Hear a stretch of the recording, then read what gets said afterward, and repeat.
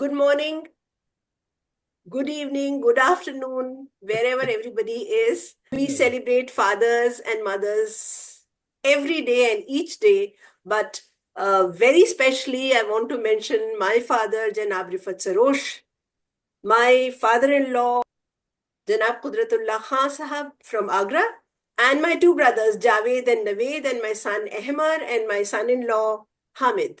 And all fathers, all sons, all nephews, nieces of everybody. So, first of all, a big applause for each and every father on this planet Earth. We have this Parwaze Shaheen Rifat Sarosh Academy. I thought of it, and my children and my elder brother, they came along, and then a lot of other people joined in. We celebrate Janab Rifat Sarosh. We instituted this, the first program we had in 2009 at Sahitya Academy. Mahendra Maharishi Sahab is a very special person, and so is, of course, his wife, Dr. Malti Maharishi, because they have seen my childhood. And I'm very proud to mention, है कि आज तो कहाँ गए वो लोग जो आते जाते मेरे आदाब पे कहते थे कि जीते रहिए। तो आज की महफिल में कम से कम दो लोग हैं, महंत ऋषि साहब, मैडम नंदी और भुवनपति शर्मा साहब, जो आज भी मेरे आदाब पे कहते हैं कि बिटिया जीती रहो। आप दोनों मुझे बिटिया पुकारते हैं, मुझे बहुत अच्छा लगता है। And very special thing that I was saying about Mahendra Maharshi Sahab is that he's been my teacher in school. Very few people know that. Maharshi Sahab, I was in Central School R.K. Puram and Maharshi Sahab was my teacher. So Guru, तो गुरु की मैं वंदना करती हूँ और आशीर्वाद आपका हमेशा मेरे साथ रहा है. And as we talk, more things will come up.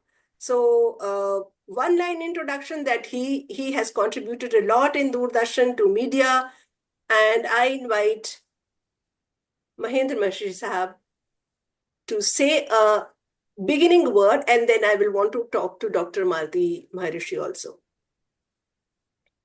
कहना ये बहुत खुशी की बात है कि तुम आज अपने फादर को डेडिकेट कर रही हो आज का ये प्रोग्राम. लेकिन मैं एक बात कहना चाहता हूँ, अगर आज वो होते तो 100 साल के होते.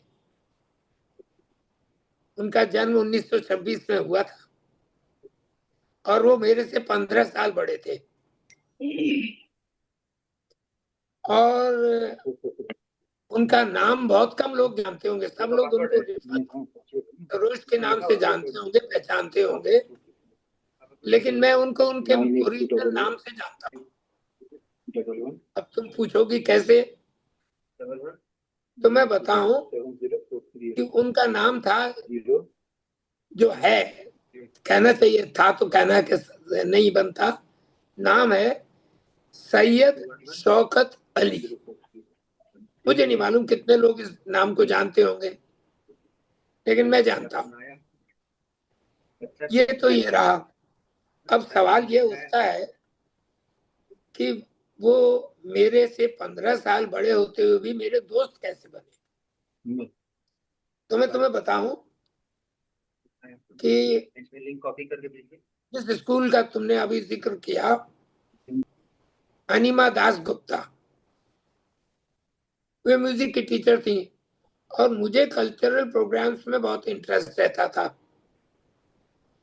तो हुआ ये कि स्कूल के एक प्रोग्राम के लिए उन्होंने सेलेक्ट किया एक रविन्द्रनाथ ठाकुर का एक प्ले है, चित्रांगदा. तो कहने लगे कि ये, लेकिन ये बांग्ला में है, इसको कौन ट्रांसलेट कर सकता है.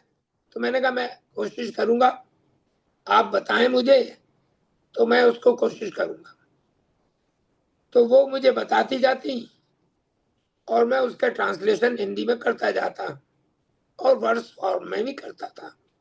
तो वो वर्स वैसी की वैसी रही जैसा उसका रिदम बांग्ला में था. ये प्रोग्राम स्कूल के स्टेज पे हुआ तब रिफत सरोज साहब एज ए पेरेंट कि वो जब प्रोग्राम हुआ और वो इतना अच्छा हुआ, मेरा काम तो उसमें नहीं था, किया तो एक्टर्स ने था, लेकिन मेरी वर्ष थी। तो जब इंट्रोडक्शन दिया गया कि इसका ट्रांसलेशन किसने किया, ये किसने डायरेक्ट किया, तो वहां पर बताया गया कि महेंद्र महर्षि जो है उन्होंने इसका बांग्ला से हिंदी में ट्रांसलेशन किया है। तो रिफत जब प्रोग्राम खत्म हो गया तो रिफत सरोज साहब मेरे को ढूंढते हुए आए और कहने लगे कि आप महर्षि लिखते हैं, तो एक हमारे यहाँ बिजनौर में महर्षि साहब हैं, उनसे आपका कुछ रिश्तेदारी है क्या? अरे मैंने कहा वो तो मेरे बड़े क्लोज रिश्तेदार हैं। तो कहने लगे कि मैं भी बिजनौर का रहने वाला हूँ। मैं उन दिनों इस तलाश में था कि मेरे पास में कोई कॉन्टैक्ट ऐसा हो कि मैं रेडियो में अपनी जगह बना सकूं। दूरदर्शन तो उन दिनों इतना था नहीं। तो मैंने रिफत सरोज साहब का सहारा लिया और उन्होंने मेरे को ये हुआ कि रेडियो में जो एंट्री चाहिए गेट पर, उसके लिए वो बुला लेते थे, मैं उनके पास चला। हालांकि वो उर्दू सर्विस में थे, लेकिन मेरे को तो बिल्डिंग में एंट्री चाहिए थी। और इस तरह से मेरा उनका रास्ता बनता चला गया। और तुम मेरी बेटी की तरह से, जब वो उंगली पकड़कर तुम्हें लाए थे, तुम भी बड़ी होती चली गई। बाद में फिर मैं स्कूल से मुक्त होकर और फुल टाइम दूरदर्शन में न्यूज में आ गया। शुरू में मेरा पोस्टिंग लखनऊ हुआ, मैं 6 बरस लखनऊ रहा। उसके बाद फिर दिल्ली आया, तो फिर दिल्ली से कहीं गया नहीं। और जब हम लोग दिल्ली में थे तो आते जाते बिल्डिंग तो वही आकाशवाणी भवन, तो उसमें आते जाते कहीं ना कहीं, कभी लिफ्ट में, कभी इधर कभी उधर हम लोग मिलते रहे। अब बात ये आती है कि हम एक दूसरे को एक दूसरे नजरिए से भी पहचानते हैं। एक टीचर और टॉट का रिश्ता है, एक प्रोग्रामर टेलीविजन का और रेडियो का रिश्ता है, और एक तीसरा रिश्ता यह है कि लिटरेरी बेंट ऑफ माइंड, साहित्य की तरफ झुकाव। तो हालांकि मेरे को कविता आती नहीं है, मैं लिखता भी नहीं, लेकिन कुछ ऐसा संयोग बना कि सन 78 में जब मेरी शादी हुई तो डॉक्टर मालती महर्षि उस वक्त डॉक्टर तो नहीं थी, लेकिन मालती वशिष्ठ थी, और इनके पिताजी हिंदुस्तान में न्यूज एडिटर थे, अखबार हिंदुस्तान के। और इनके भाई जो आज मशहूर हैं, सुभाष वशिष्ठ, वो बहुत अच्छे गीत की नई विधा के, नवगीत के बहुत बड़े कवि हैं, मशहूर हैं, हिंदुस्तान में मशहूर हैं पूरे। तो इस तरह से ये संबंध बनते चले गए और पकते भी चले गए। और सबसे बड़ी बात यह है कि वक्त गुजर जाता है और संबंधों में टूटन आ जाती है, लेकिन हमारे साथ तो इसका बिल्कुल अलग हुआ। हमारे बीच में टूटन कभी नहीं आई, मजबूती आती गई। और आज ये है कि तुम और मैं आमने सामने बैठे हैं, और जैसा अभी तुमने जिक्र किया कि तुम्हें बिटिया कहने वाले बहुत कम रह गए, उनमें एक मैं भी हूँ भाई।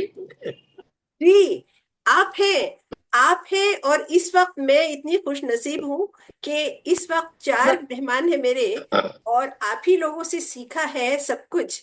शकील छोटे भाई हैं, और पासवान साहब बराबर के दोस्त हैं।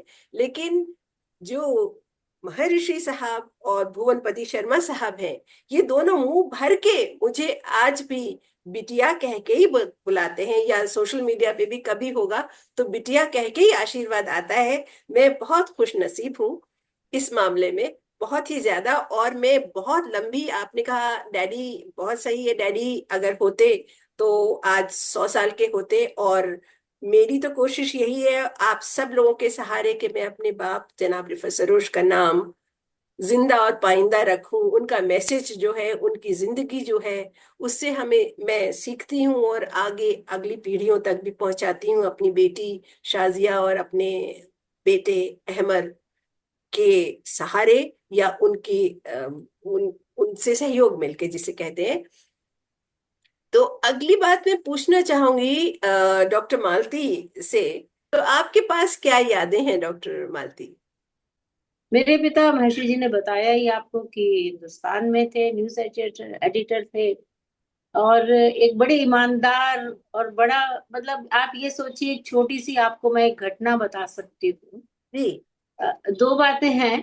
पहली घटना ये कि जब हमारी सन 78 में शादी हुई, आप समझ सकती हैं कि जब शादी का जब वातावरण है घर में, उस समय यहाँ वहाँ फोन इत्यादि बहुत होते हैं, जरूरत पड़ती ही है। हिंदुस्तान से फोन मिला हुआ था। तब तो लैंडलाइन ही होते थे। अब हुआ ये कि बिल आया बहुत ज्यादा। शादी का वातावरण था तो भाई ठीक है, यहाँ वहाँ फोन हो रहे हैं। लेकिन हमारे पिताजी तो महान, बहुत ज्यादा ईमानदार। तो उन्होंने, क्योंकि बिल जब ज्यादा आया तो अपने उसको बुलाया क्लर्क को और बताया, जरा एवरेज बताना हमारे फोन की कितनी आती है हर बार। जैसे ही उसने बताया तो उनका ऐसा है, इतना ओवर हो गया, ये मेरी जेब, मेरी सैलरी में से काट लेना। तो वो लोग सब अवाक थे कि ये क्या बात हुई। कोई बात नहीं, वो भी तो हमारी कुछ, कहने लगे ये नहीं है, वो मेरे घर का मामला था, मैंने अलग से तो फोन नहीं लगवाया हुआ। दूसरी बात, एक और घटना मैं आपको से साझा करना चाहूंगी। जब मेरे पिताजी रिटायर हुए तो क्या हुआ कि उन्होंने अपने आप ही धीरे धीरे चीजें वाइंड अप करनी शुरू कर दी थी, लगभग 1 महीना पहले से। और लास्ट डे की बात थी, नहीं, एक दिन पहले कहना चाहिए, उन्होंने अपने सबको, स्टाफ को बुलाया, पार्टी दी, सब कुछ किया, और सबका धन्यवाद दिया, सबको जो भी उन्होंने टोकन देना था दिया दिया, सब किया। और उसके बाद जब जाने लगे, घर के लिए निकलने लगे, तो उसको, चपरासी को बोला ये कमरा बंद कर देना, और दूसरा ये है कि अब इसको तभी खोलना जब एडिटर साहब खुद आए।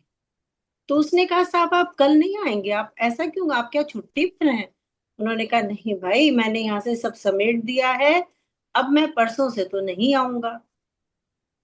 सब सुनकर बहुत ही हैरान थे। और आप देखिए, इत्तफाकन कहिए या क्या कहिए इस बात को, जब वो दूसरे दिन गए, क्योंकि जाना तो था ही, लास्ट डे था, गए, बिरला जी का फोन आता है, आपने कैसे सोच लिया कि आप रिटायर हो रहे हैं? ये क्या आपने अपने से मान लिया? हमने तो आपसे नहीं कहा। खुलवाइए दरवाजा, बैठिए जाके, वो आप ही का कमरा है।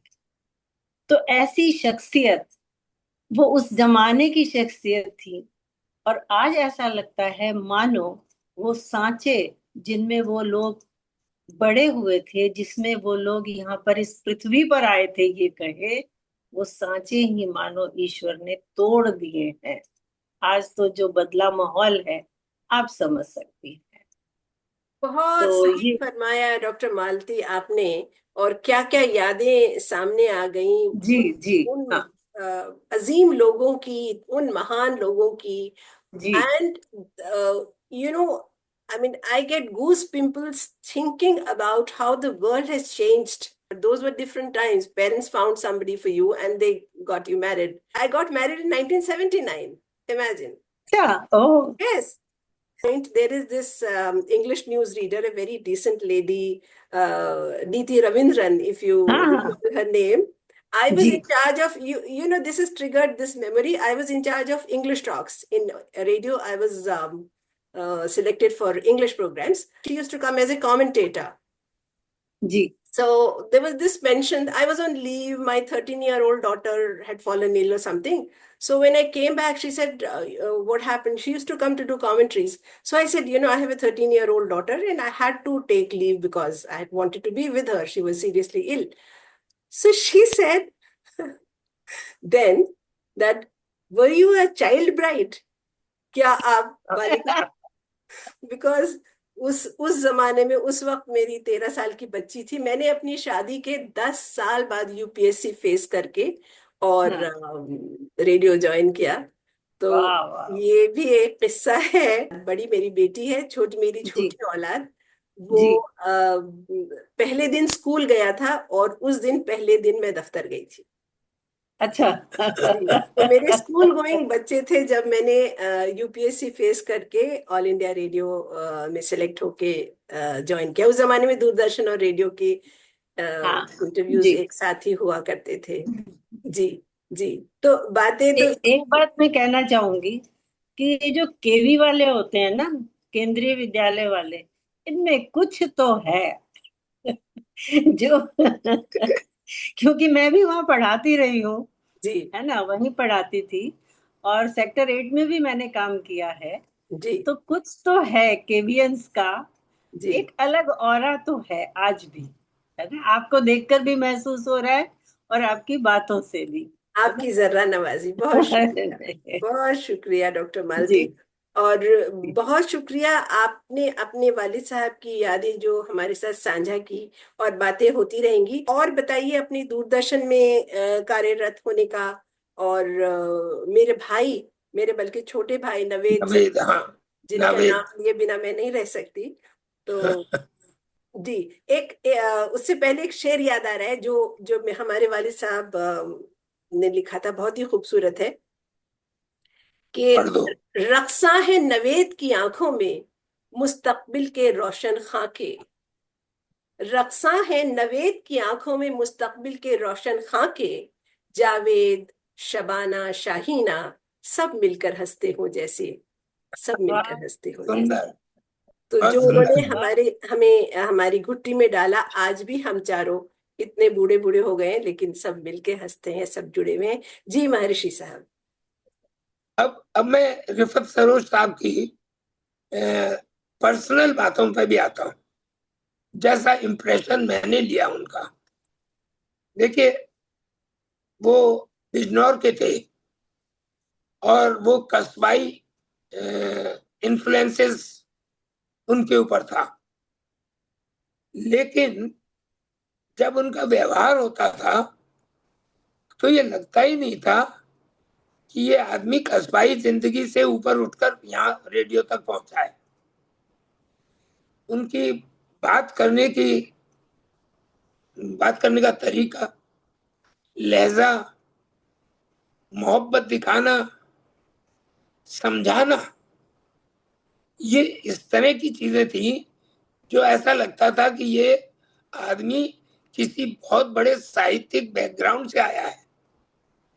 किसी बहुत बड़े, मुझे मालूम नहीं कि उनका खानदान कैसा था, कौन सा था, मैं नहीं जानता हूँ, आज भी नहीं जानता हूँ।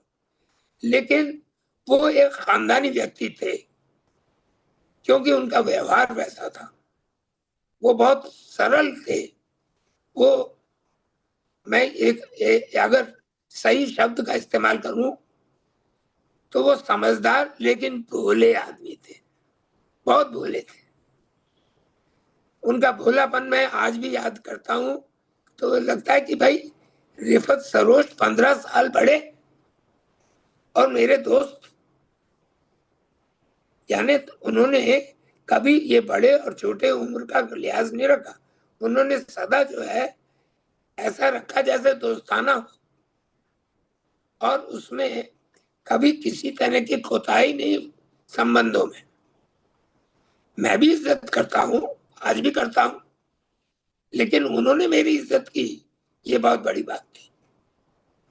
और इस बात को पहचानना कि अगर मैंने ट्रांसलेट किया है बांग्ला से हिंदी में तो मेरे में कहीं कोई साहित्यिक प्रतिभा है, उसका उनको ख्याल करना चाहिए, उसकी तारीफ करनी चाहिए। उन्होंने मेरी बहुत तारीफ की। चित्रांगदा को देखने के बाद में वो मेरे से मिलने आए तो मेरी बहुत तारीफ की।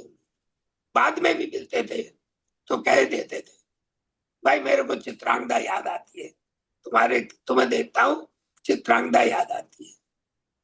उन्होंने ये भी मुझे बताया कि मैंने चित्रांगदा पढ़ी नहीं थी। जब उन्होंने वो प्ले देखा तो उसके बाद में उन्होंने चित्रांगदा को पढ़ा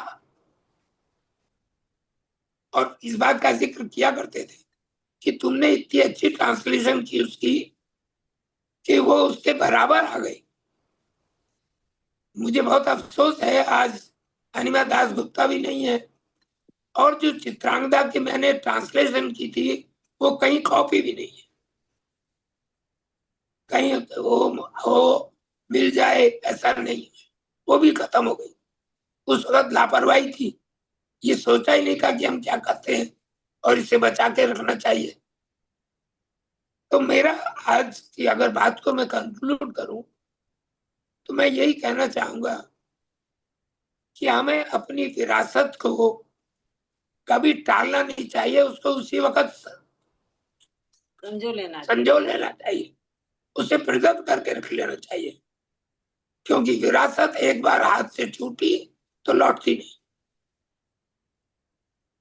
और मैं ये देख रहा हूं, चाहे तुम हो और तुम्हारे दूसरे भाई का तो मेरा कोई ताल्लुक हुआ नहीं, लेकिन नवेद को मैंने देखा और मैं इस बात को जानता हूं कि उनके आखिरी दिनों में नवेद ने जिस कदर उनकी सेवा की वो बहुत कम लोगों को मालूम होगा, बहुत कम।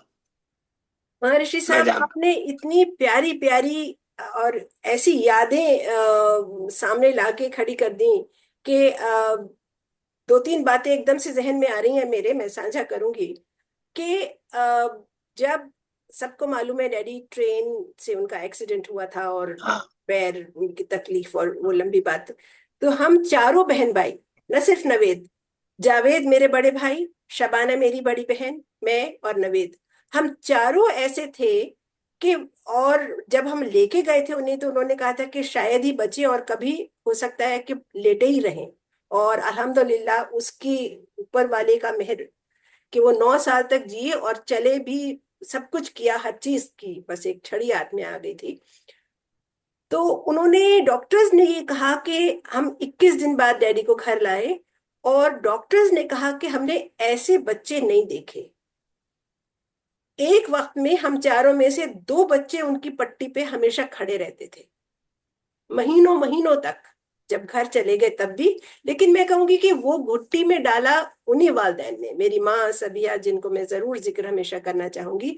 आपने बचपन की बात की तो उनकी एक नज्म मुझे आ गई। महर्षि साहब, आपको पूरा उसमें दिख जाएगा। शकील साहब ने तो बहुत रिसर्च की है रिफत सरोश साहब पे, जब हम शकील साहब के पास आएंगे, इनके पास खजाना है रिफत सरोश के बारे में। तो वो नज्म यूं है कि एक छप्पर का घर नीम के साय में ऊँघता है धुंधलके में लिपटा हुआ। वाह। एक छप्पर का घर नीम के साय में ऊँघता है धुंधलके में लिपटा हुआ। शाम का वक्त है और चूल्हा है सर्द। ओहो, ओहो, क्या शाम बात का है। वक्त है और चूल्हा है सर्द, और आंगन में एक बच्चा बरहना बदन, बासी रोटी का टुकड़ा लिए हाथ में, सर खुजाता है जाने है किस सोच में। अरे वाह। वाह वाह। एक बच्चा, और आंगन में एक बच्चा बरहना बदन, बासी रोटी का टुकड़ा लिए हाथ में, सर खुजाता है जाने है किस सोच में।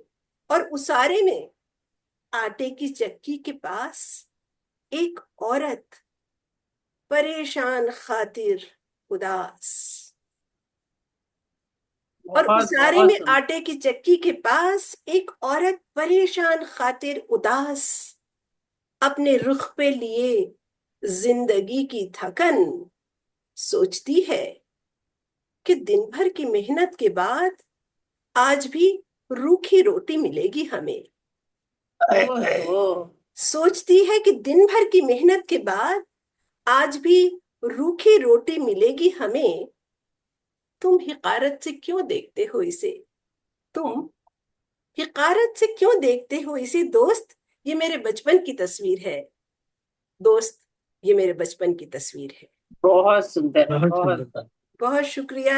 ये है बहुत सुंदर। रिफत सरूर साहब, और उनके हाथों बहुत की मार्मिक है।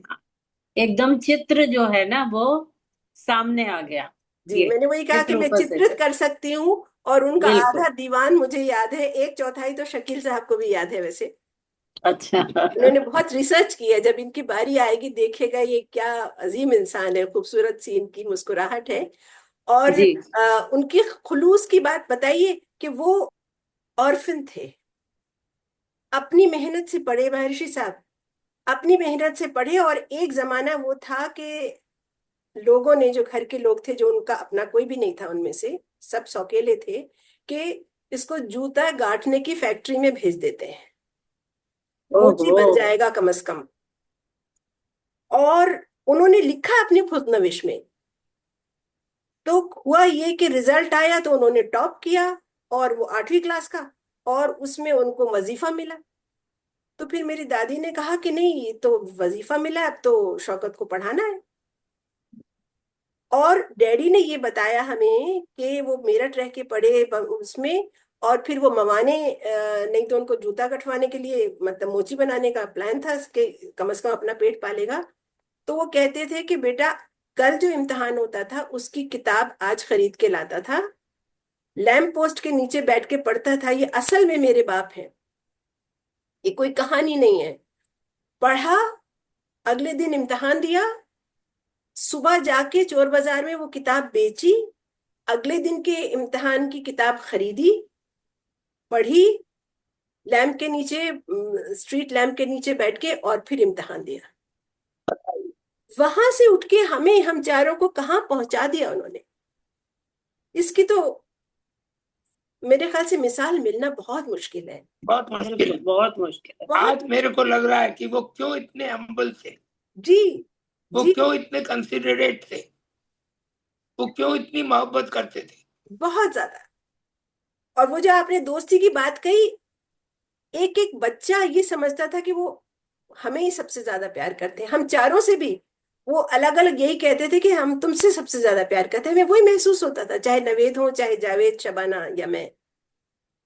और एक उन्हीं का एक और शेर याद आ रहा है, सर बसर एक पै करे इखलास है रिफत सरोश। सर बसर एक पै करे इखलास है रिफत सरोश, तुम कभी कुछ रोज उसके साथ रहकर देखना। तुम वाह कभी वाह, कुछ बहुत रोज उसके सुंदर। साथ कर रहकर देखना। और हम कितने खुश नसीब हैं कि हम साथ में रहे, हम उनकी औलाद, उन्होंने हमें पाला पोसा। और जो भी मैं हूं अपने वालिदैन की वजह से हूँ। भुवनपति शर्मा साहब अ, दूरदर्शन में लंबे अरसे रहे हैं, आजकल अमेरिका में रहते हैं। और ये भी उनमें से हैं, उन चंद लोगों में से हैं जो मुझे आशीर्वाद ही भेजते हैं, या बिटियाई कह के बुलाते हैं। दिल्ली में भी हो तो भी फोन पे बात होती है। तो भुवनपति शर्मा जी, आपके पास क्या यादें हैं? तो आदमी सिर्फ वह कह सकता है जो वो अंदर से महसूस करे। और जब किसी और के बारे में बात करनी हो तो उसके बारे में सिर्फ इतना ही कहा जा सकता है। और जब वो शख्सियत सरोज जैसी हो तो फिर यही कहना है कि जितना सीखें उतना कम होता है। मैं भाग्यशाली हूँ। एक ऐसे, मैं जम्मू कश्मीर से हूँ। जम्मू में एक ऐसे परिवार में जिसमें मेरी माँ हिंदी की प्रोफेसर थी और मेरे पिताजी एक संपादक थे, एक लेखक थे और डोगरी शब्दकोश विभाग के अध्यक्ष थे। जैसे जैसे समय बदलता गया बहुत कुछ जीवन में आता गया।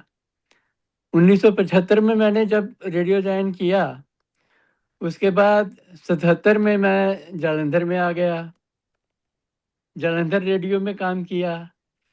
और 79 में मैं एक्सटर्नल सर्विसेज डिवीजन में काम करना आरंभ किया, जनरल ओवरसीज सर्विस में। यूपीएससी के थ्रू ही मैं भी आया था। मैंने जब यहाँ पर एक्सटर्नल सर्विसेज डिवीजन में काम करना शुरू किया तो मेरे सामने बड़े बड़े ब्रॉडकास्टर्स थे। एशियाड की कवरेज हमने की, MS बेदी और बहुत सारे ऐसे लोगों के साथ काम किया, और उनके साथ रहने का मेरा अनुभव जो है, सुबह 5, 5:15 बजे से लेके रात के 12 बजे तक हमने काम किया एशियाड की कवरेज में। और उस सब काम के बाद फिर जब हम साधारण अपने रेगुलर ब्रॉडकास्टिंग के जीवन में दोबारा एक प्रोग्राम एग्जीक्यूटिव के नाते जब हम अपना काम करते थे, तो उस वक्त जो जिन लोगों से संपर्क और मार्गदर्शन मिलता था, रफत सरोश उनमें से एक थे।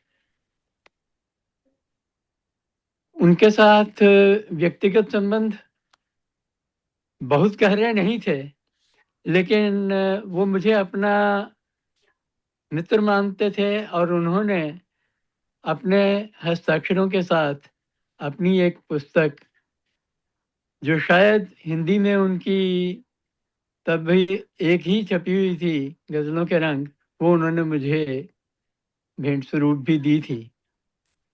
तो मुझे उनसे जब भी मिला, मैं ये कह सकता हूँ कि उनसे बहुत कुछ सीखने को मिला। लिखना पढ़ना तो एक स्वाभाविक बात है। वो उर्दू के बहुत बड़े हस्ताक्षर थे, लेकिन उनको मिलकर कभी ऐसा नहीं लगा कि हम किसी इतनी बड़ी हस्ती से मिल रहे हैं। 1991 में मैं रेडियो छोड़कर दूरदर्शन में आ गया था, जब मेरा उसमें असिस्टेंट स्टेशन डायरेक्टर के रूप में प्रमोशन हुआ। और रेडियो और दूरदर्शन में मुझे सदा रेडियो जो है वो अधिक आकर्षित करता रहा, क्योंकि उसमें एक आपका अपना व्यक्तित्व जो है वो कहीं छूटता नहीं। दूरदर्शन में आप एक टीम लीडर होते हैं,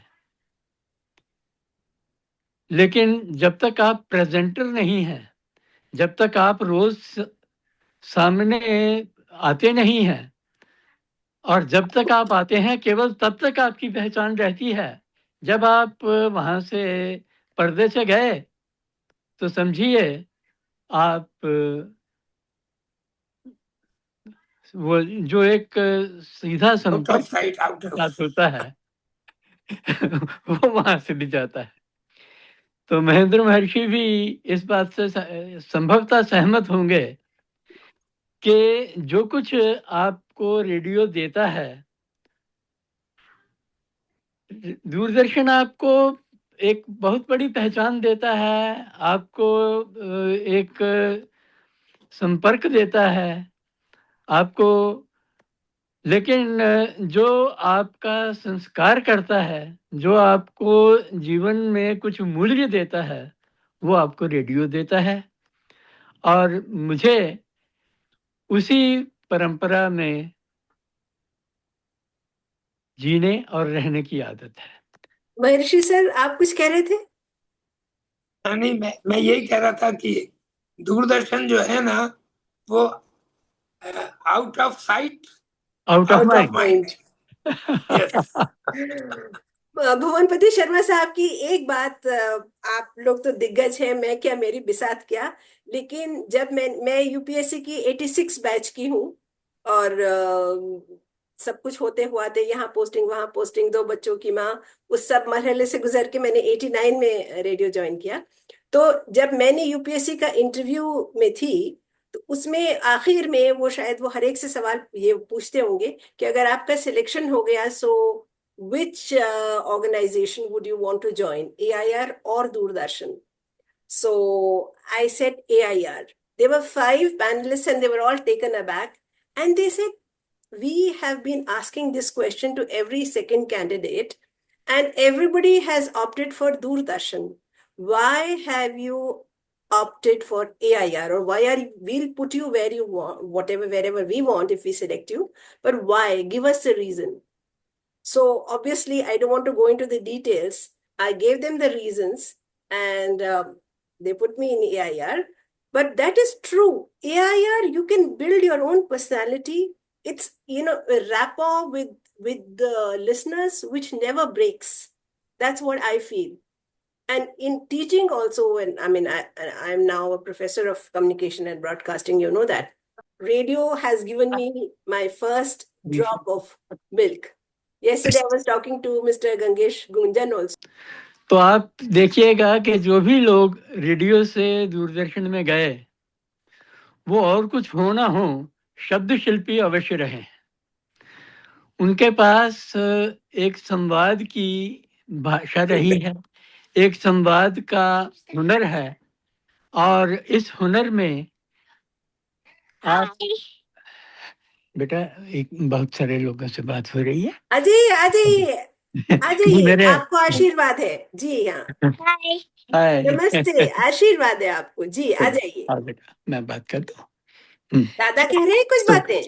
नाना जी जी। तो ये जो एक शब्द शिल्पी होने की बात होती है, जो तो कम्युनिकेशन की बात है, वो रेडियो ने हमें दिया, और रेडियो ही एक ऐसा माध्यम रहा। तो आपसे और आपके माध्यम से महेंद्र महर्षि जी से, मालती जी से जो संपर्क हुआ, मैं अपने आप को भाग्यशाली मानता हूँ कि मैं इनमें सहभागी हो सका। अरुण कुमार पासवान जी, पासवान साहब रेडियो में लंबे अरसे रहे हैं और बहुत अच्छा लिखते हैं, हिंदी में बड़ा नाम है जी। पासवान साहब नमस्कार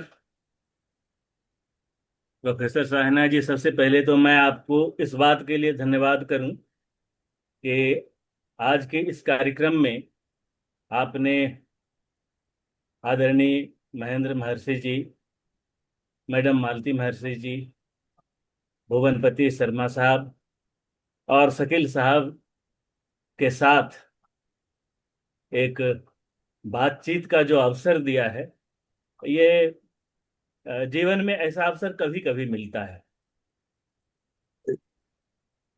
आज का जो आपका कार्यक्रम है, आपका मतलब हमारा हमारा कार्यक्रम जो है, तो इस कार्यक्रम के 3 हिस्से मुझे दिखते हैं। एक तो ब्रॉडकास्टिंग का अपना अनुभव, वो इसलिए कि अभी हम ब्रॉडकास्टिंग के 90 वर्ष भी मना रहे हैं। दूसरा और अहम जो है हिस्सा, वो है हम जिस व्यक्तित्व के नाम पर इस मंच पर आते हैं, प्रेमवत सरोज साहब के नाम पर, उनका ये शताब्दी वर्ष चल रहा है, और उसमें उनके बारे में हम अपनी कुछ बात कर सके। और तीसरा हिस्सा वो भी है पिता को दृष्टिकोण में रखते हुए। एक मन करता है कि सबसे पहले मैं सरोज साहब की बात करूं, लेकिन फिर ये लगता है कि अगर सरोज साहब की बात पहले कर दी तो बाकी बातें तो फीकी हैं, वो फिर नहीं सुनी जाएगी। तो सबसे जो फीकी बात है उससे मैं शुरू करता हूं, ब्रॉडकास्टिंग के अपने अनुभव से शुरू करता हूं मैं। दरअसल मैं आकाशवाणी में 1985 में जुड़ा, और जुड़ा कैजुअल कंपेयर के रूप में। मैं बिहार के भागलपुर क्षेत्र का हूँ। भागलपुर जिसे अंग क्षेत्र कहा जाता है, और वहाँ की जो स्थानीय भाषा है अंगिका, उसमें कंपेयरिंग के लिए मैं आया कैजुअल। और उसके बाद 87 में मैं नियमित उद्घोषक के रूप में जुड़ गया आकाशवाणी से। 89 में एसएससी के थ्रू मैं ट्रांसमिशन एग्जीक्यूटिव भी हो गया, और 91 में 88 बैच के यूपीएससी पैक्स के रूप में फिर मैं पैक्स हो गया। तो जब आकाशवाणी में उद्घोषक के रूप में मैं आया और मुझे शपथ दिलाई गई, हमारी उस समय केंद्र निदेशक थी श्रीमती विजय लक्ष्मी सिन्हा जी, तो उन्होंने शपथ दिलाते हुए मुझसे एक बात कही थी कि आप आकाशवाणी में आए हैं तो दूसरे कार्यालयों में और यहाँ आकाशवाणी में, रेडियो में आपको एक बड़ा फर्क नजर आएगा, और उसी को ध्यान में रखकर आपको अपना काम करना है कि दूसरी जगहों में हम घड़ी देखकर काम करते हैं, इतने से इतने बजे तक हमें काम करना है, और इस जगह पर आपको काम करके फिर घड़ी देखनी है कि अब कितना बज गया है, अब जाने का समय अगर हो गया है तो वो। ये तो बिल्कुल ठीक बात है। ये एक गुरु मंत्र मिला मुझे, और मैंने उसे पालन करने की चेष्टा की। कहाँ तक सफल हुआ ये तो जिन लोगों के अधीन, जिन लोगों के साथ मैंने काम किया वो बता सकते हैं बेहतर, लेकिन मैंने चेष्टा की इसी तरह से काम करने की।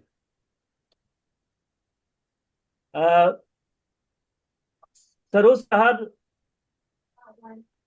के दर्शन तो मुझे नहीं हुए, उनके साथ काम करने का कभी अवसर नहीं मिला, लेकिन कुछ ऐसे लोग होते हैं जिनके साथ आपने काम किया हो या ना किया हो, उनके साथ का एहसास आपको हमेशा होगा।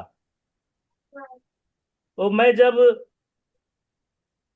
कार्यक्रम अधिशासी बनकर आकाशवाणी दरभंगा आया, बिहार में ही, तो वहाँ हमारे एक सहकर्मी थे, प्रोग्राम एग्जीक्यूटिव थे, सानुर रहमान साहब, जानती होंगी मैडम आप तो। बड़े अच्छे शायर थे वो, और जब उनसे कभी बात होती थी तो कभी वो चर्चा में भी सरोज साहब का नाम लेते थे, और कभी सरोज साहब का कोई शेर भी सुना देते थे। तो इस तरह से मैं ये कहूं कि सरोज साहब से मेरा परिचय वहां से शुरू हुआ, और फिर कई नशिस्तों में मैं कुरुक्षेत्र में रहा, तो कुरुक्षेत्र में भी नशिस्तों का चलन काफी है। वहाँ मेरा सौभाग्य रहा कि कपिल साहब के साथ भी, एसबी कपिल जो थे हमारे आकाशवाणी में, तो उनके साथ भी नशिस्तों में शामिल होने का अवसर मिला मुझे। तो उनसे भी मैंने चर्चा सुनी सरोज साहब की। और जब आकाशवाणी दिल्ली में आया तो हालांकि मैं उर्दू का आदमी नहीं था, उर्दू कार्यक्रम इत्तेफाक से वहां जहाँ की उर्दू देखने वाले लोग नहीं होते थे वहां मुझे देखना हो जाता था। लेकिन यहाँ जब मैं आकाशवाणी दिल्ली में आया तो इसे मैं सौभाग्य ही कहूँ कि मुझे जो सबसे पहला कार्यक्रम आकाशवाणी दिल्ली जैसे बड़े स्टेशन में मिला कार्यक्रम अधिशासी के रूप में, वो उर्दू मजलिस का कार्यक्रम मिला। और जब वहां गया तो निश्चय ही है कि वहां तो सरोज साहब का नाम सुनना ही सुनना था, कई पुराने लोग वहां आते थे, तो उन लोगों से चर्चा अक्सर सुनता रहा। अभी मैडम साहिना जी से मुलाकात हुई आकाशवाणी दिल्ली में, और ये जानने का मौका मिला कि साहिना जी उसी सरोज साहब की पुत्री हैं। और फिर जब इनके बोलने का अंदाज और इनकी आवाज और इनका वो जो उच्चारण है, वो सब जब देखा तो मुझे लगा कि हाँ, ये जिस ब्रांड से आती हैं वो बड़ा ब्रांड है।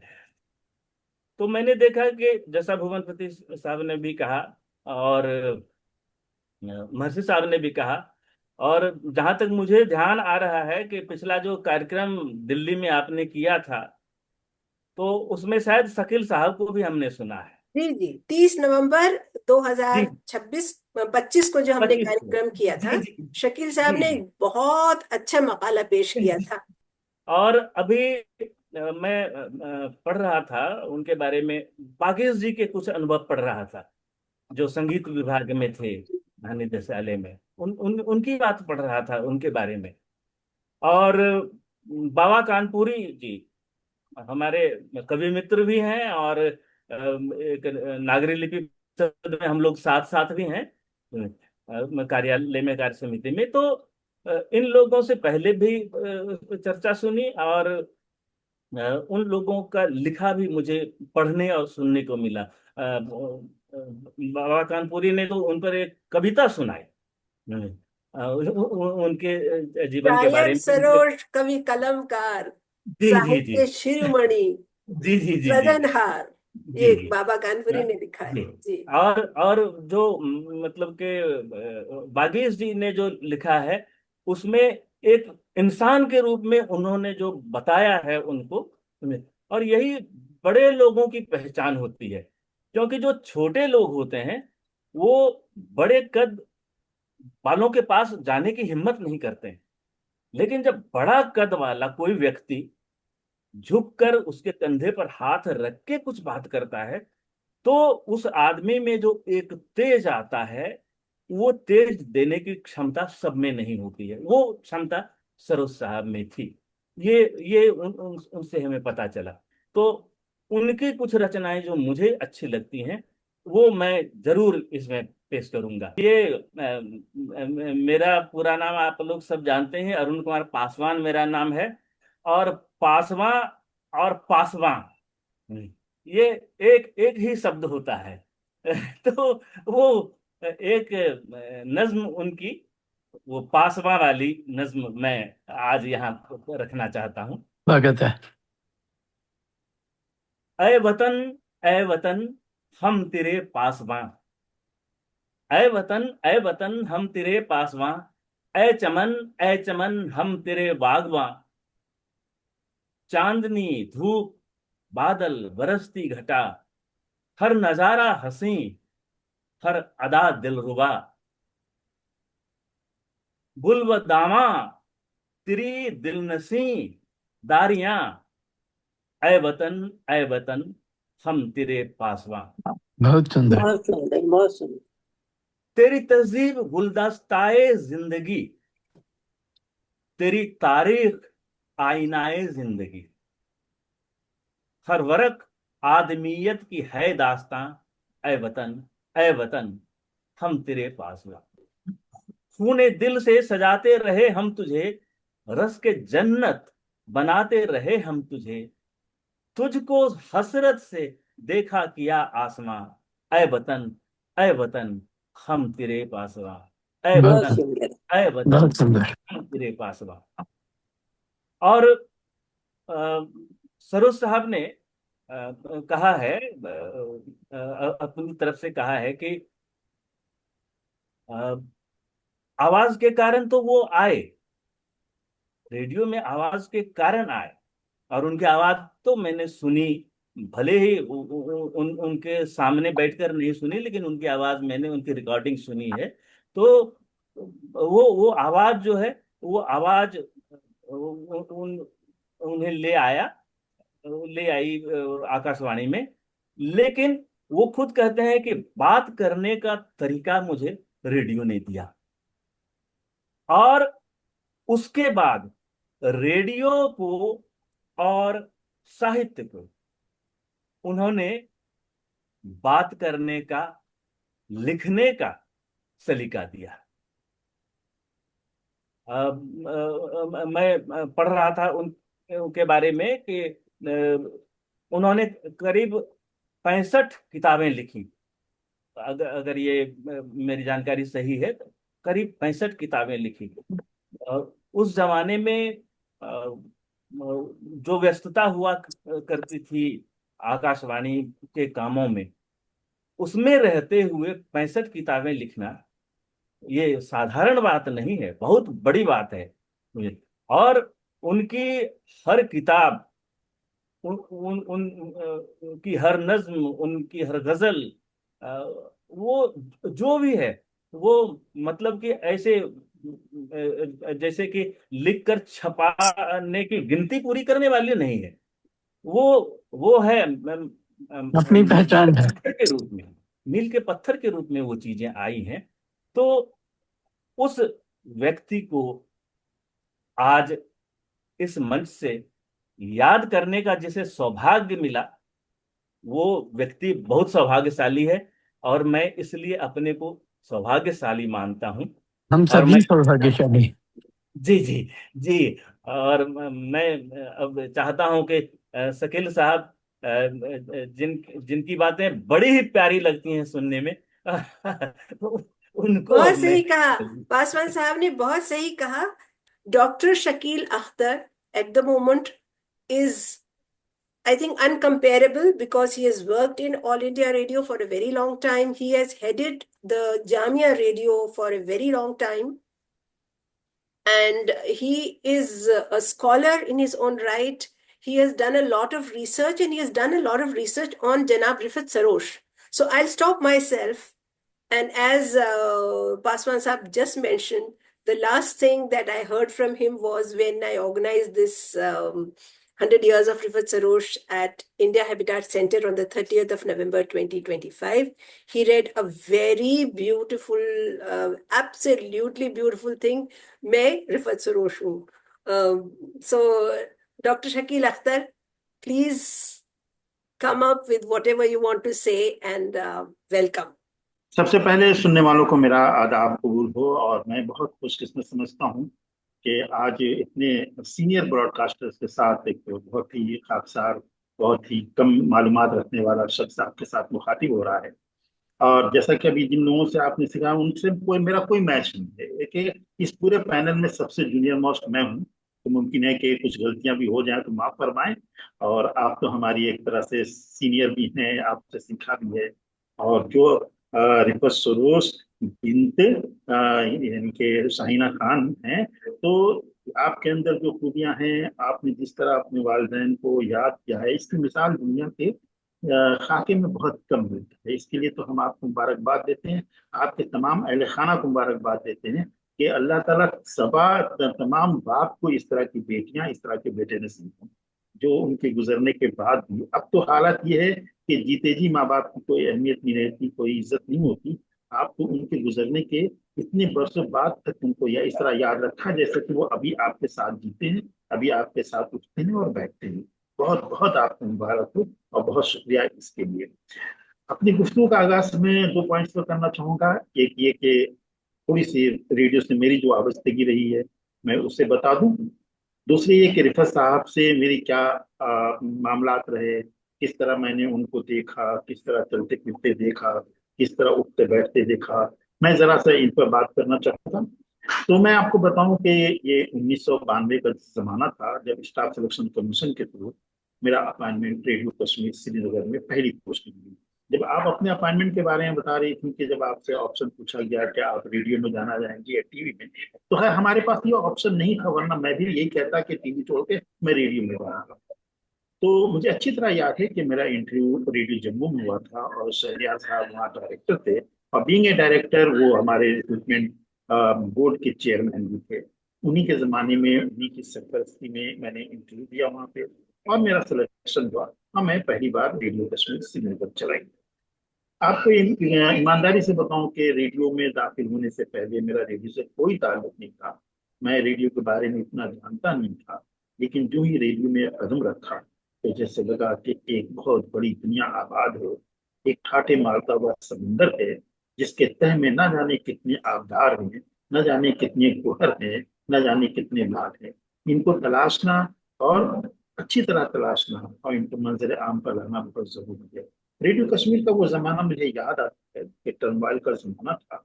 लोग वहां से निकल रहे थे और मेरा अपॉइंटमेंट हो रहा था, मैं ज्वाइन कर रहा था। काफी चैलेंजिंग जमाना था, उसको कबूल करते हुए मैंने वहाँ पर अपने एक कहकशां उस वक्त भी रेडियो कश्मीर में था। फारूक नाजकी साहब हमारे डायरेक्टर थे, फारूक साहब के साथ मैंने काम किया है।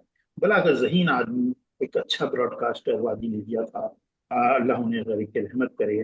दूसरी ये कि हमारे कलीग में वहां पर जिन लोगों के साथ मैंने न्यूज में काम किया, माखन लाल बेकस थे, काशानी साहब थे, और प्रोग्राम में हमारे कलीग में राबिया रसूल थी और दूसरे लोग थे। तो सभी की अब भी याद आती है मुझे, और इन लोगों के साथ रह करके हमने काफी कुछ सीखा वहां पर। रेडियो कश्मीर में सबसे पहले तो मैंने ये देखा कि कश्मीर के मुतालिक क्या प्रोग्राम्स हो रहे हैं, और मैंने कश्मीर को वहीं जाना, वहीं समझा, वहीं पढ़ा।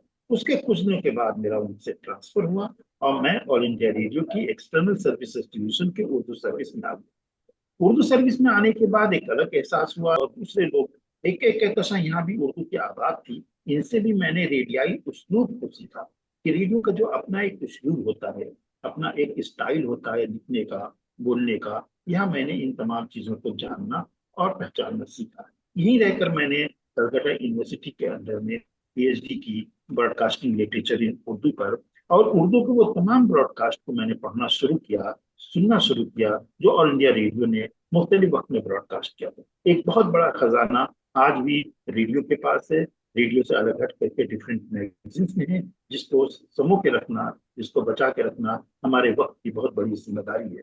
मुझे अक्सर कभी कभी ये होप होती थी कि जब लोग कहते थे कि रेडियो का बड़ा बड़ा बड़ा कंट्रीब्यूशन है साहित्य में, हम मैं पूछता था बताइए भाई क्या कंट्रीब्यूशन है, तो एक दो नाम प्रोग्राम के लेने के अलावा और कुछ हमारे सामने नहीं आता था। ना उस प्रोग्राम का डॉक्यूमेंटेशन मिलता था, ना उस प्रोग्राम की कोई तफसील मिलती थी। तो मैंने सबसे पहले यही काम किया कि इन प्रोग्रामों को डॉक्यूमेंट करना शुरू किया, इन टॉक्स को डॉक्यूमेंट करना शुरू किया, ताकि उर्दू में जो रेडियो का कंट्रीब्यूशन है वो सामने आ सके।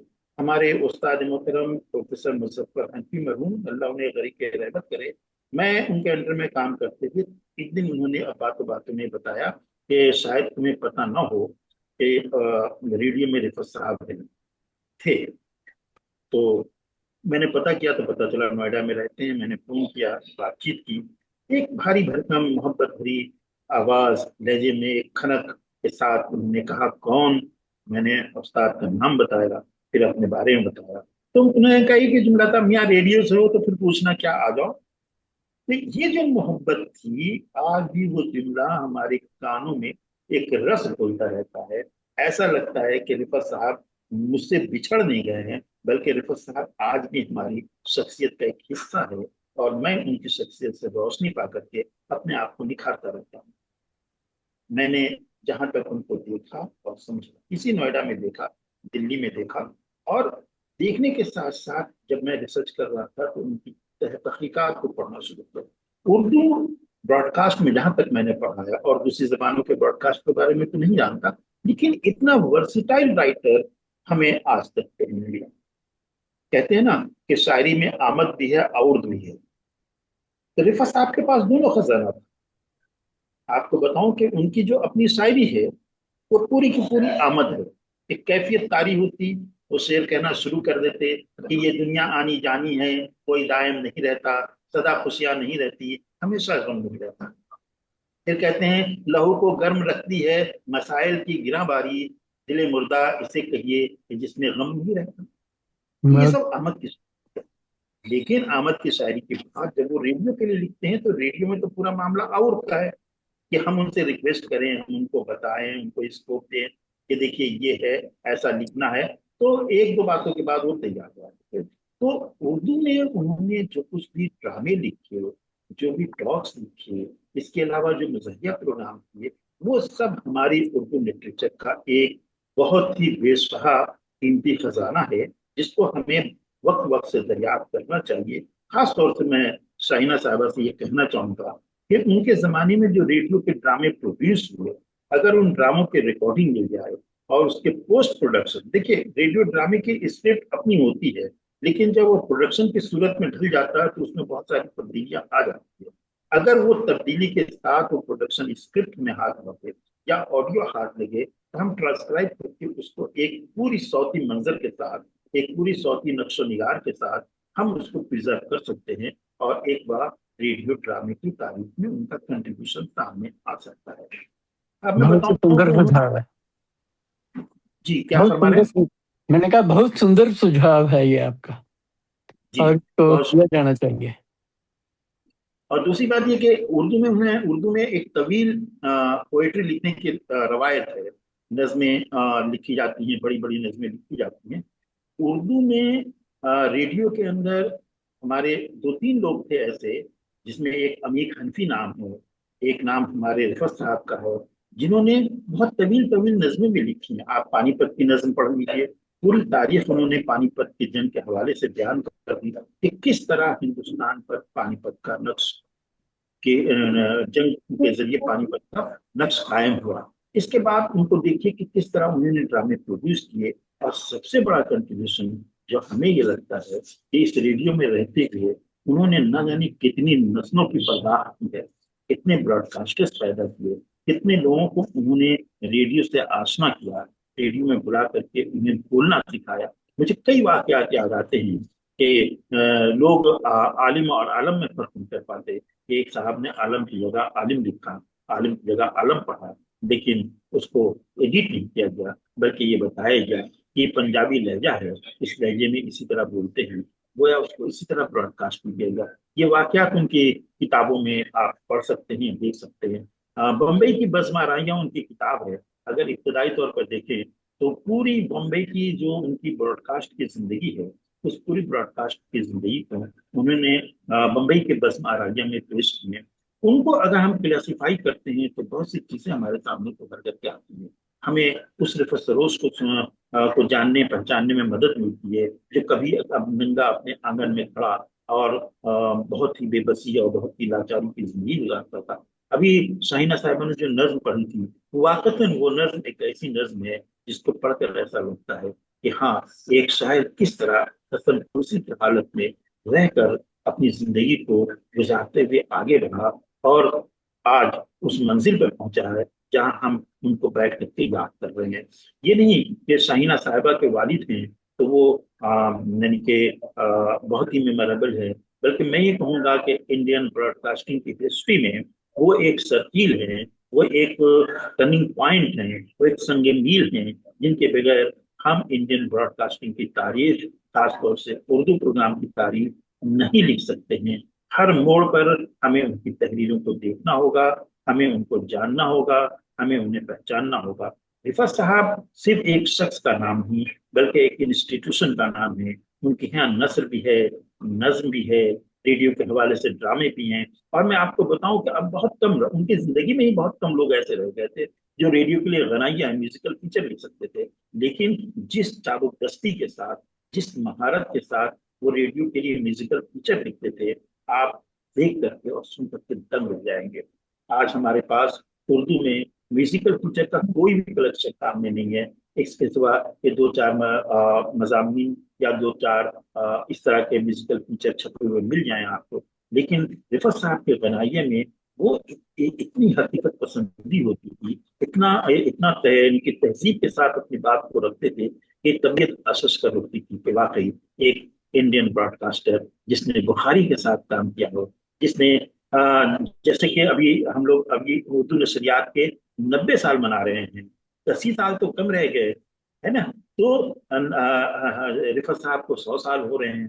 तो रिफत साहब ने उर्दू ब्रॉडकास्ट या इंडियन ब्रॉडकास्टिंग का वो इब्तदाई जमाना देखा है, जब एक तरफ फिकरस बुखारी बैठा करते थे, एक तरफ जुल्फकार बुखारी बैठते थे, एक तरफ और दूसरे सीनियर ब्रॉडकास्टर्स बैठते थे। तो वो जमाना देखा था, उनके हाथों से तरबियत पाई। मैं अच्छी तरह मुझे याद है कि सैयद जुल्फकार बुखारी जो बॉम्बे के डायरेक्टर थे, दिल्ली स्टेशन पर भी डायरेक्टर थे, उन्होंने अपनी बायोग्राफी में रिफत साहब का जिक्र किया है। और उन्हें बच्चों का प्रोग्राम के लिए अपॉइंटमेंट उनके हाथ से हुआ था। तो वहां से वो सफर शुरू होता है। आज 90 साल गुजरने के बाद हम रिफत साहब के बारे में अगर कोई बात कर रहे हैं तो यूं ही हवा में बात नहीं कर रहे हैं, बल्कि उनके अंदर वो पोटेंशियल थी, वो बातें थी जिनको हम आज मजबूर हैं बयान करने में, जानने में, पहचानने में। अब रही बात ये कि मेरा ताल्लुक तो रिसर्च के हवाले से हुआ, तो मैंने उनसे बैठ के बातें की। तो बातें करते वक्त ऐसा महसूस होता था कि वो शख्स सिर्फ एक उर्दू का शायर नहीं है, बल्कि दौरे हाजिर का एक दानश्वर है, एक स्टेट्समैन है, जो उसकी नजर ना सिर्फ उर्दू पोइट्री पे है, वो संस्कृत के शेरियात और जमालियात को भी इतना ही जानता है। सही बात है। अगर वो संस्कृत के जमालियात को नहीं जानते, एस्थेटिक जिसको कहते हैं, संस्कृत के एस्थेटिक्स, ये यूनान के एस्थेटिक को जानते थे, उस पर गुफ्तगू करते थे और बताते थे कि हमारी हिंदुस्तान में जो समाज है, हिंदुस्तान का जो माशरा है, उस माशरे के खमीर में कौन कौन सी जबान, कौन कौन सी तहजीब की चीजें मिली हुई हैं। आज वो चीजें इतनी मिली हुई हैं कि हम उसको अलग नहीं कर सकते। जैसे क्या आज हम कुर्ता पहनते हैं, कुर्ती पहनते हैं, ये तुर्की का है। क्या हम अपनी जिंदगी से कुर्ता और कुर्ती अलग कर सकते हैं? नहीं कर सकते। तरीफा साहब की बड़ी, यानी कि लिंग्विस्टिकल पॉइंट ऑफ व्यू से भी बड़ी अच्छी नजर रहती थी और बड़े गुफ्तगू में बताते रहते थे। लेकिन चूंकि मेरा मामला था रेडियो में, रेडियो के उर्दू प्रोग्राम पर रिसर्च करनी थी, तो बहुत से मैंने उर्दू प्रोग्रामों की डिटेल बताई। आज भी मेरी डायरी में वो तमाम डिटेल हो हैं कि वो कैसे कैसे प्रोग्राम करते थे, किस तरह के प्रोग्राम करते थे। और उन प्रोग्रामों में सबसे बड़ी बात ये थी कि प्रोग्राम के दौरान अगर किसी तरह के वाकयात हो जाते थे, उसको भी बहुत दिलचस्पी से बयान करते थे कि देखो ये वाकया हो गया हमारे साथ, लेकिन मैंने इसकी जगह पर अमल किया। मुझे अच्छी तरह याद है कि एक जगह उन्होंने अपनी किताब में लिखा है कि Nisar Ahmad Farooqui, department of Arabic, Delhi University को उन्होंने इनवाइट किया कि आप हमें मीर पर फीचर लिख करके दीजिए, मीर तकी मीर पर। उन्होंने कहा मुझे फीचर तो लिखना ही नहीं आता। तो उन्होंने कहा कोई बात नहीं, मैं आपको गाइड करता हूँ। यानी कि एक अरबी का प्रोफेसर, स्टॉलवर्ट आदमी है ना, वो रिफत साहब से कहता है कि हमें फीचर लिखना बता दीजिए, हमें तो करना। उसको गाइड करके और ना जाने कितने फीचर उनसे लिखवाए, कितने उर्दू वालों को उन्होंने टॉप लिखने की तरबियत दी और एक पूरा पैनोरामा, एक पूरा मंजरनामा क्रिएट किया उन्होंने उर्दू ब्रॉडकास्ट की हैसियत से, उर्दू ब्रॉडकास्टर की हैसियत से। और जब उर्दू मजलिस आए तो उर्दू मजलिस में ऐसे ऐसे प्रोग्राम किए कि उर्दू मजलिस नाम ही पड़ गया रिफत सरोज सर्विस। ये उर्दू मजलिस तस्वुर नहीं कर सकते हैं रिफत सरोज के बगैर, या रिफत सरोज के बगैर हम उर्दू मजलिस का तस्वुर नहीं कर सकते। तो एक ऐसी प्यारी शख्सियत, एक ऐसा अच्छा कमेंटेटर, ना सिर्फ रेडियो से कमेंट्री करने वाला। रेडियो की दुनिया तो बड़ी वसी दुनिया है। रेडियो को दुनिया में सुनता रहते हैं, सुनने वाले रहते हैं, उनसे हमारा रास्ता रहता है। उनसे हमारा रास्ता कैसे रहेगा? रिफत साहब इस गुण को अच्छी तरह जानते थे, अच्छी तरह समझते थे और उस गुण का इस्तेमाल करते हुए उन्होंने अपने बिजनेस के साथ एक बहुत ही करीबी ताल्लुकात, कॉन्टेक्ट बनाया था। अगर हम क्वालिटेटिव मेथड ऑफ रिसर्च से देखें, क्वांटिटेटिव मेथड ऑफ रिसर्च से देखें, तो उनकी बहुत सी चीजों को अपने में पाना है, जानना है और उनको समंदर आम पर लाना है, ताकि ये सब चीजें आहिस्ता आहिस्ता हमारे साथ हो सके। उनके एक शेर याद आता है, यही बस्ती है जिसके हर गली कूचे से निस्बत, यही बस्ती है जिसके हर गली कूचे से निस्बत थी, मगर अब यहाँ कोई हिंदन कोई मुहर्रम नहीं होता। क्या बात है। निकल अब अपने मकसद से मुकद्दर है तेरा हिजरत। अब देखिए हिजरत के तरफ जा रहे हो कि निकल अपने मस्कन से मुकद्दर है तेरा हिजरत के दरिया अपने मकरज पर भी तो कायम नहीं रहता। कि बदलती रहती हैं कदरें, बदल जाती हैं तहजीबें, बदलती रहती हैं कदरें, बदल जाती हैं तहजीबें, जमाना एक मसलक पर सदा कायम नहीं रहता। तो जब जमाना एक मसलक पर सदा कायम नहीं रहता, तो रिफत साहब ने भी कभी एक मसलक को अपनी जिंदगी नहीं बनाया, बल्कि डिफरेंट, मुख्तलिफ मज़ाहिब, मुख्तलिफ तहजीब, मुख्तलिफ जबान के लोगों से मिलना, उनको जानना, उनको पहचानना और इन सब को मिला करके रेडियो का एक खमीर तैयार करना। और वो खमीर ऐसा तैयार किया कि आज भी उसके इम्पैक्ट है इंडियन ब्रॉडकास्टिंग के उर्दू ब्रॉडकास्ट पर साफ नजर आता है। हम एक बार अपने तमाम पैनलिस्ट का शुक्रिया अदा करना चाहेंगे, मुझे बड़ा अच्छा लगा। और पासवान साहब, आपने जो बड़ा अच्छा लफ्ज दिया है मेरे लिए, ब्रांड, तो ब्रांड उसी ब्रांड से बनी हूँ। वो ब्रांड उस ग्रूमिंग से हुआ कि उस जमाने की बात है। मैं बात 60s और अर्ली 70s की कर रही हूँ कि हर इतवार को दोपहर का खाना खाने से पहले एक टॉपिक डैडी हम चारों बहन भाइयों को देते थे कि इस पे खाने के बाद आप लोगों को एक्सटेम्पोर बोलना है। सोचिए, तब तब हमें समझ में नहीं आता था कि हो क्या रहा है, बोलना है, खड़े होकर बोलना है, कोई कागज कलम नहीं, सोच के आप जब तक खाना खा रहे हैं सोचते ही रहते थे। तो और फिर उसमें वो हमारा तलफ़ुज़, जिसकी बात पासवान साहब आपने की, तलफ़ुज़ सही करना, जबान सही करना, जबानों को मिलाना नहीं, अंग्रेजी में उर्दू नहीं, उर्दू में अंग्रेजी नहीं, हिंदी अलग से बोलिए, वगैरह वगैरह, वो उन्होंने सिखाया। मेरा कतरा पहला दूध का ब्रॉडकास्टिंग से आया। और जी, ग्रूमिंग ये जैसे अच्छा जुमला है। वो ये ब्रांड जुमला बना। बड़ा अच्छा जी, है। ये जुमला बहुत खूबसूरत है। शुक्रिया, बहुत शुक्रिया। और फिर उसके बाद जैसा मैंने कहा कि मेरी तो शादी बहुत जल्दी हो गई थी, और मैं लेडी श्री राम कॉलेज में पढ़ती थी, अंग्रेजी में ऑनर्स कर रही थी, केंद्रीय विद्यालय से पढ़ी और फिर लेडी श्री राम कॉलेज में इंग्लिश ऑनर्स कर रही थी। और खैर, फिर शादी के दौरान ही अपना पोस्ट ग्रेजुएशन अंग्रेजी में पूरा किया। और, लेकिन वो लिखने का कीड़ा और ब्रॉडकास्टिंग का कीड़ा वो तो डला हुआ था हमारी इसमें, तो वो करती रही, जम्मू से भी करती रही। और लस कौल साहब का मैं जरूर नाम लेना चाहूंगी कि लस कौल बिल्कुल। साहब के पास में एज ए कैजुअल आर्टिस्ट जाती थी, नई नई। मतलब मैंने 79 में मेरी शादी हो गई थी, 79 में जम्मू स्टेशन से। और खैर, स्टेशन से बाहर निकलते हैं। तो फिर उसके बाद ये हुआ कि मैं दो बच्चों की माँ भी हो गई। हम इस बीच मेरे हस्बैंड को इंग्लैंड में 1 साल स्कॉलरशिप मिला, वहां गई, बच्ची मेरी 3 साल की थी, फिर वापस आई जो भी। और मैंने अपना पढ़ाई जारी रखी, पीजी जर्नलिज्म में कर रही थी। तो नवेद का मैं मेंशन करूंगी, नवेद और उनके भाई, उनके एक दोस्त राजीव राज, आप दोनों महर्षि साहब, आप नाम उसका जानते होंगे, राजीव का। जानता हूँ। तो मुझे, वो तो अल्लाह बनाता है, लेकिन आज भी मैं कहती हूँ राजीव से कि राजीव, तुम्हारी वजह से मुझे नौकरी मिली। मैं तो घर बैठी 2 बच्चों की माँ थी। और नवेद और राजीव राज कभी आ जाते थे कि चलो बहन के पास खाना खाएंगे, मैं एशिया हाउस में रहती थी। तो वो दोनों आए और राजीव ने कहा कि दीदी, आप एमए इंग्लिश हैं और आप जर्नलिज्म कर रही हैं, तो ये पोस्ट निकली है यूपीएससी में, आप इसको अप्लाई कर दीजिए। मैंने कहा अरे भाई, मैं कहाँ कर पाऊंगी। बोले दीदी आपकी एज तो है ना। मैंने कहा हाँ, क्योंकि शादी मेरी बहुत जल्दी हो गई थी। तो शाम को मेरे शौहर आए, मैंने उनसे डरते डरते कहा कि "अ, ऐसे आज नवेद और राजीव आए थे"। वो बोले कोई बात नहीं, नवेद से कहो फॉर्म मंगवा दे। मुझे उम्मीद भी नहीं थी, लेकिन वो होना था। और फिर बाकी हिस्ट्री है कि कैसे कैसे आई। तो रेडियो में जिन दिग्गजों से मेरा पाला पड़ा, जाहिर है रिफत सरोज की बेटी थी, वो बात बहुत जमाने तक लोगों को नहीं पता थी, क्योंकि मेरा नाम शाहिना खान था। रेडियो कश्मीर श्रीनगर में काम किया। लेकिन जिनका मैं नाम लेना चाहूंगी, एक पीएम अय्यर साहब, उनको जानते एक होंगे बात आप। काट आपको जी, कहना चाहता हूँ जी, कि यूडी आपको दी। याद है कि एक जमाने में आप रिफत शाहीना रिफत के सरोस लिखा करती थी। जी, शाइना सरोज लिखा करती थी, जी हाँ। तो अब मैंने अपने नाम के बीच में सरोज लिखना शुरू कर दिया है। मेरी जो अभी लेटेस्ट किताब हाँ, आई देखा मैंने। है, देखा शाहिना मैंने। सरोज खान। जी हाँ, और मैंने लिंक्डइन पे भी अपना नाम शाहिना सरोज खान कर दिया है। तो खैर, तो इन सब लोगों से बहुत सा सीखा, रिफत सरोज साहब से तो सीखा ही सीखा।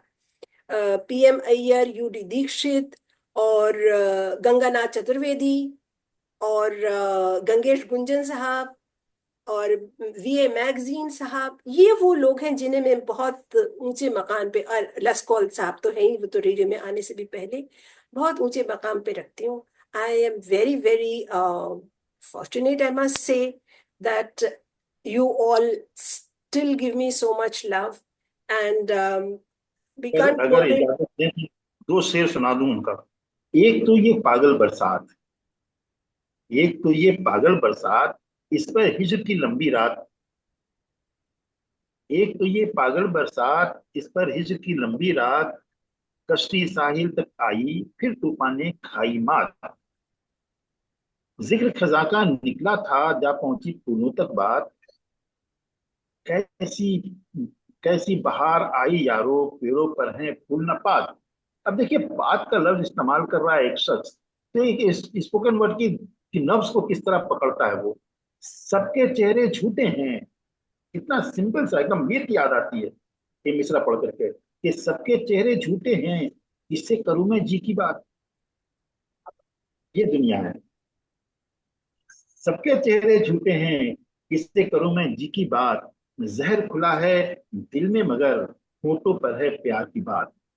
अब एक शेर रह गया उनका ये कि हम तो बहुत बदनाम हुए, हम तो बहुत बदनाम हुए, करके सरोज उस शोक से बात। क्या बात, क्या बात है। सफर है शर्त मुसाफिर नवाज बहुत तेरे, हजार हा शजरे सायादार राह में है। वाह वाह, सफर बिल्कुल है सही शर्त बात, बिल्कुल मुसाफिर बिल्कुल। नवाज बहुत तेरे, हजार हा शजरे सायादार राह में है।